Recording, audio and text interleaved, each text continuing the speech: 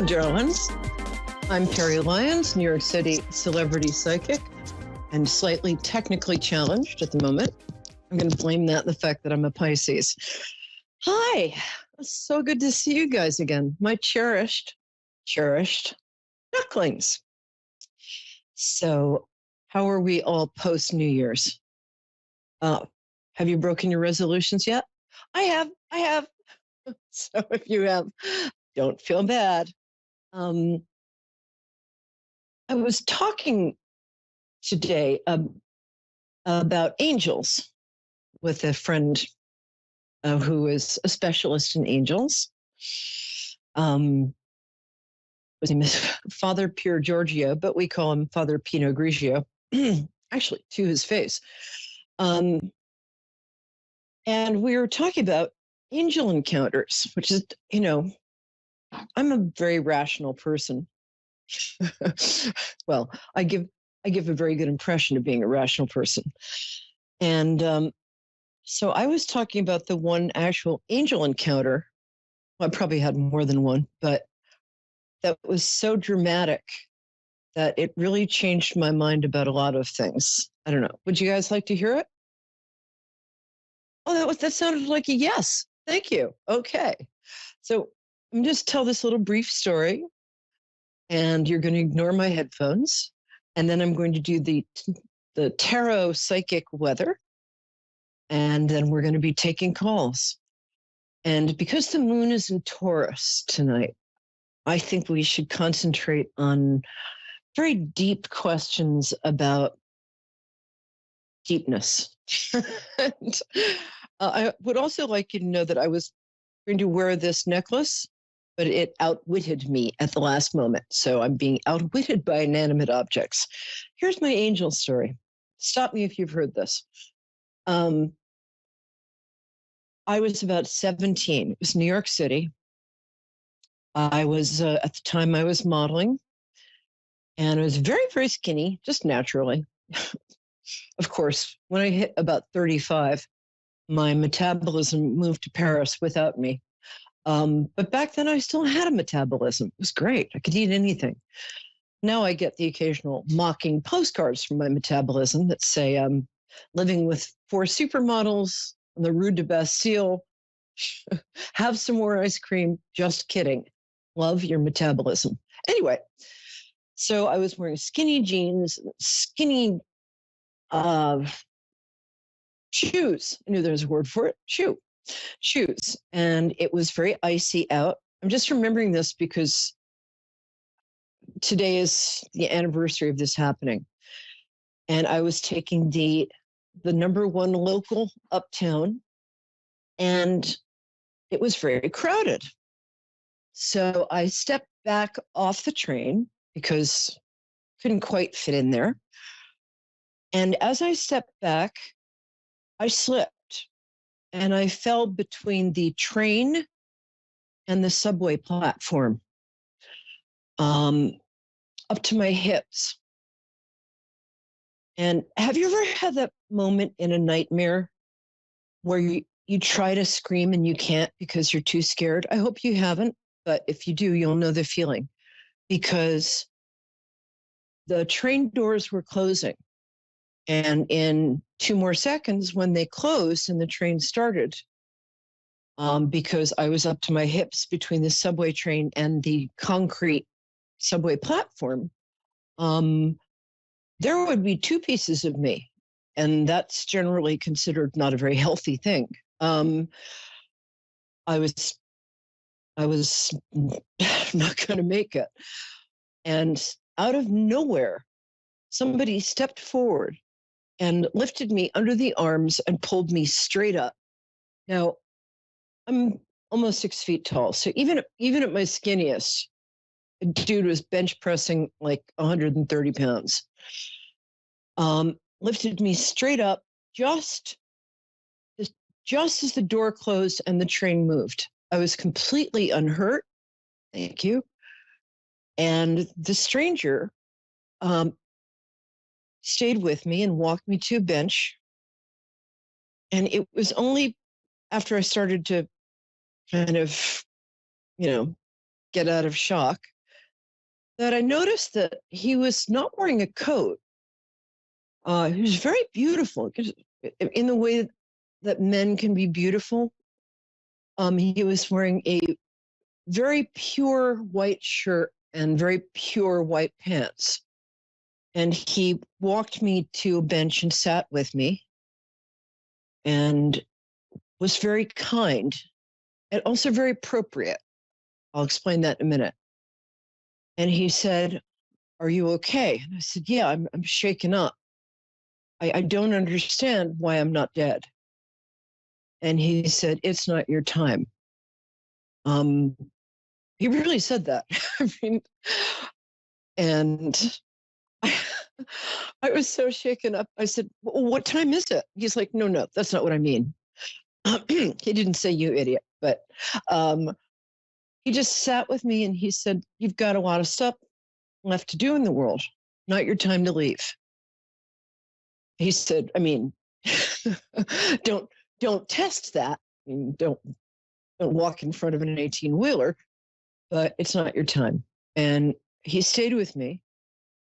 And I finally took a deep breath and I turned to thank him. And he was gone. Now, it was 50 feet between where we were sitting and the first available exit. There was nowhere he could have gone. And I've thought about that a lot recently. And I've thought about how many miracles occur in our lives. At the time, I was very agnostic, something that's since changed. And with my friends and my clients lately, I've been asking people to just carry around a little notebook and just when you see or hear or feel or experience something that feels like, a little tiny miracle, an amazing coincidence that kind of shouldn't be possible, but happened. Or in my case, my fiance's recent miraculous sudden remission from stage 4 cancer. And I was just thinking it might be a nice New Year's resolution, one you don't have to break because once you start, it's so much fun to do. To just keep a little notebook and just notice the little tiny miracles. I've been doing it for a while now. And as you keep going, your definition of what a miracle is starts to change. Just the beauty of the first crocus in spring, and you look into that flower and you notice how perfectly it's constructed. It doesn't have to be. Flowers, I don't think flowers actually have to be like purple and with beautiful designs in them. Anyway, or just the miracle of, in my case, seeing my granddaughter take her first steps. Anyway, I'm being a little soppy here, but it's a really nice thing to do, and I think you'll enjoy it. Okay. Is there a problem here? My producer is making a sad face. Okay. Oh, I'm so sorry, Jacqueline in Canada. Forgive me. Are you still there, my love? Or I bet you're from Ontario because everybody I adore is from Ontario. Are you still there? I'm here. Oh, bless you, my dear. Well, that's a miracle. I'll write that one down. Hi. It's so nice to meet you. Hi. Hi. So here's how I like to connect to people. I like to ask what their birthday is. Somehow that just establishes a connection. So when is your birthday? Okay, great. It's May 9th, 1982. Oh, that's a very good birthday. We love Tauruses around here. 1982. So your year of the welcome back to Chinese year of the Wait a minute, it'll come to me. I'll come back to that in a second. Anyway, my darling, let me see. It feels like your question, it feels like you have kind of two questions. One is about romance and one is about career direction. So which one would you like to go with? Or you could make up your own. Career direction. Yeah. Good. I'm glad you chose that one. All right, hold on. I think you're being a little hard on yourself right now because I think you feel you're underachieving. You're not. But that feeling you're getting is because you're really talented. And you're talented at a couple of things. And it makes it a little hard to decide. Does this make sense to you so far? Yeah, it does. Okay.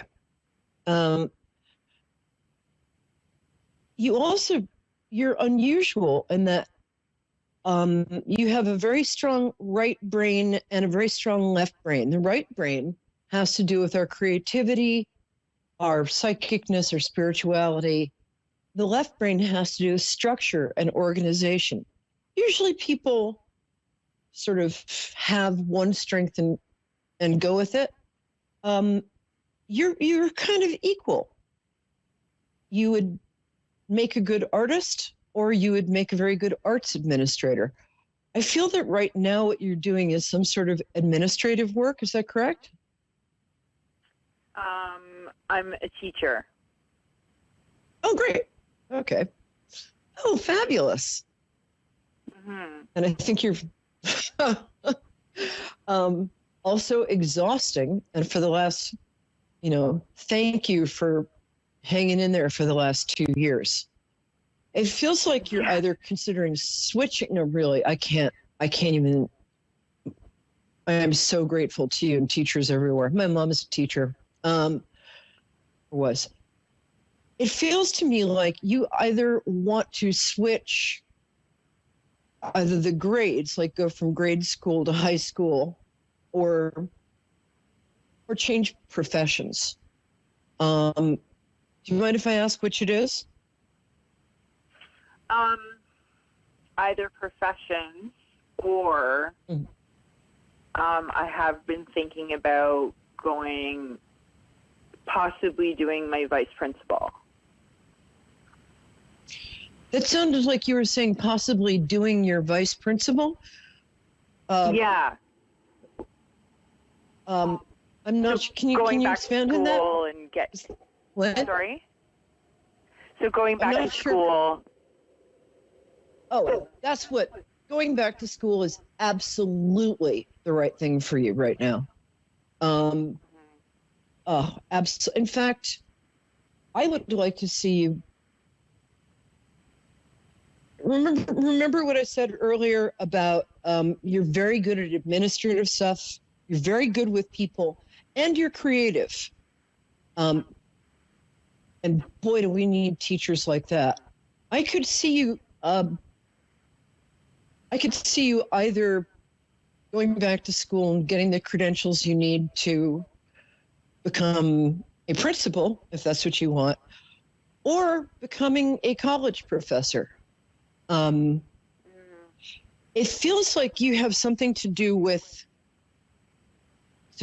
I want you to be a writer, but I don't think that's what you do. Do you teach something like there's something more left brain in what you teach? So by that I mean business, science, math. Is that? I'm just going to ask what you teach because I got. Well, I work with special needs kids. Mm-hmm. My kids are special needs. Mm-hmm. That I work with. Yeah, and you're very, very good at that. But I also think you have what's called compassion fatigue right now. You're so empathetic.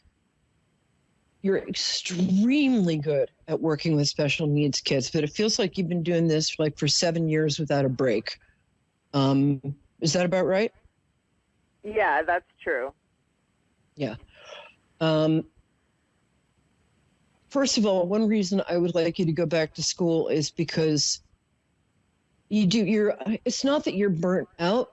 It's just that you feel so much for other people. And because every special needs kid is special in their own special way. So it's not like you're just teaching kids, you have to tune in to the variety of, like, if they're on the spectrum, the variety of where on the spectrum, things like that. And that is exhausting. And you're tired. So first of all, as soon as you hang up the phone, I would like you to go book a week in like Costa Rica or go get a massage. You're over giving. And it feels like your adrenalines are a little burnt out too. I would like you to take some vitamins with iron in them, if that's okay. What would you, I don't know. I love you working with special needs kids, but you have a gift for understanding and teaching literature, poetry, art history and things like that I'm not sure you ever got a chance to explore. Is that something you might be interested in? I've never thought about it. What? I've never thought about it. I feel that you have a really fascinating life story, which we're not going to go into here, but I'd love to hear about sometime. But I really strongly feel that, yeah, I would think about going back to school and either, hey, if you're going to be vice principal, just go whole hog and be principal. I work with a lot of educators and a lot of people who really good principals and school heads there's such a demand for them right now. I can't tell you. But most of all, what I'd love you to do is if you can possibly arrange this, just take like 3 days off. You work extremely hard. It feels like you have, you probably have PTSD from the last 2 years.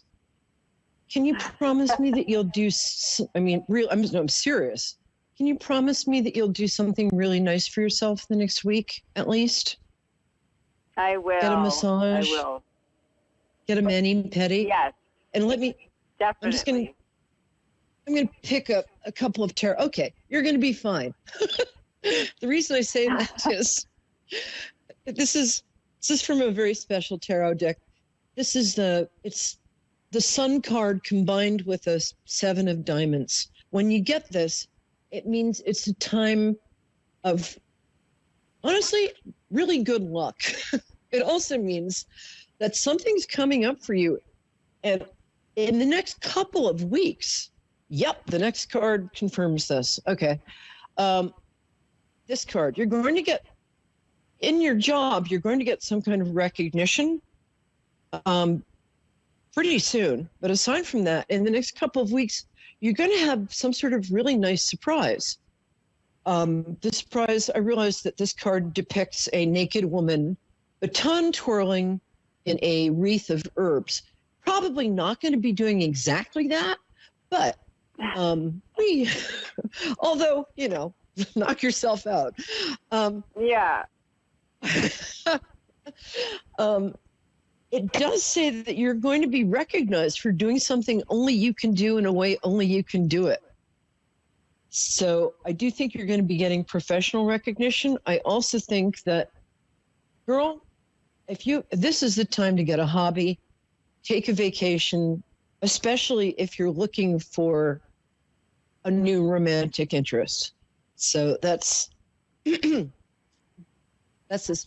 think as far as I'm going to go with that. I don't know how much more time do we have left, Dave? I'm going to ask my producer. Oh, 3 minutes. Okay, great. Do you mind staying on the line, Jacqueline? Sure. Great. Okay, because I was such a blabbermouth. What I'm going to do is I'm going to combine your reading for the week with reading for the week for all of my listeners. Are you down with that? I'm going to be picking 3 Sure. cards. Great. I really like you. All right. All right. I just do. Tauruses always have beautiful speaking voices too. Okay. So this is like the first, well, I was about to say a week has 7 days, but I'm like, I bet she knows that already. Okay. So the first card is a celebration of some kind. You might be, normally this means going to a wedding or getting engaged, but in your case, I think you might be going to an anniversary party of some kind, maybe for your parents, or you got some sort of shindig coming up. And everybody who is watching or listening to this, there's some sort of nice celebration coming up in the next 3 days. The 2 or 3 days after that, oh, this is lovely. Oh, I like this card. This has to do with either rekindling an old romance, or just reconnecting with a friend from the past that you thought you'd lost touch with. Maybe even call a friend you haven't talked to for a long time, because you know how there's some friends, even if you haven't talked for like 3 years, as soon as you start talking, it's like you talked yesterday. There's, for all of you, and for you, Jacqueline, especially, this is a really nice time to think about somebody you miss, maybe you've lost touch with, because there's something really good in there for you. And also, you know, it would be nice if you got a little emotional support. Not that it's just you give so much to other people. And the last card, I love this, and this is especially for you, but it is for anybody who's watching or listening, and bless all of you. This is my favorite card. The Romani people, also known as gypsies, say when you get this card, make a wish. So everybody close your eyes, make a wish. Good. Oh my God, Ryan Gosling just appeared in my living room. Sorry. This is the card of earned happiness. If he appeared in your living room too, we might have a showdown coming on. But this is the card of health, happiness, happy family, a nice place to live. Things are going well at work. This is the card of genuine earned happiness. It's one of my favorite cards to get for people who I like, and I like you, and I like everybody who's listening, because you're all really cool.